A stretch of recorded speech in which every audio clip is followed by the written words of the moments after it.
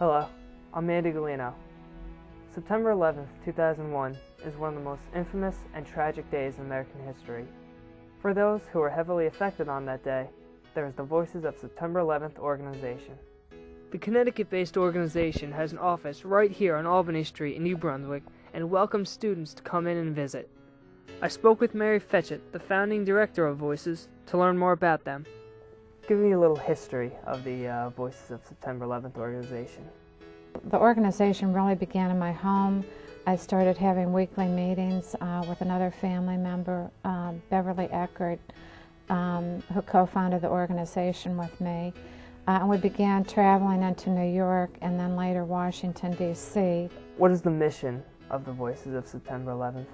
The mission really began to keep the families informed, to provide information and services to them, and then, of course, to hopefully help to make our country safer.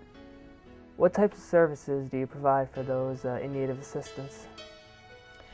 Voices of September 11th is a clearinghouse of information. One of our first goals is to provide information to the families.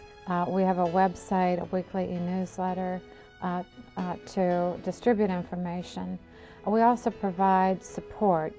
We provide case management services, referrals. In 2006, we launched the 9/11 Living Memorial Project. And the goal of that initiative is to commemorate all the lives that were lost by meeting with the families and digitizing photographs, written materials, photographing tangible items that will commemorate the life that was lost. How are students at Rutgers, or any other college for that matter, involved in the organization?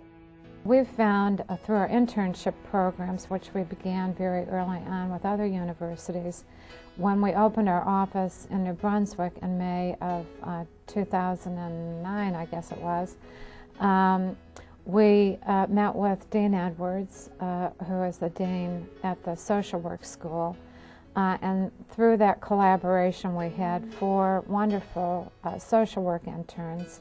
We also started a work study project. We've had 2 journalism students, and then we've had other volunteers and internship programs with other universities as well. What are some long-term goals that Voices hopes to achieve?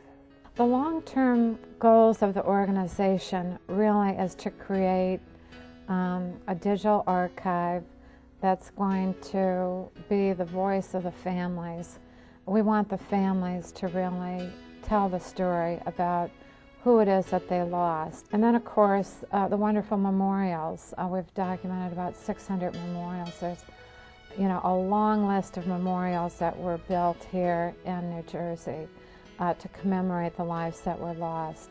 The Voices organization truly looks to bring hope back to those who lost it on September 11th, and ask that if you need help or would like to provide help to others, please reach out to them.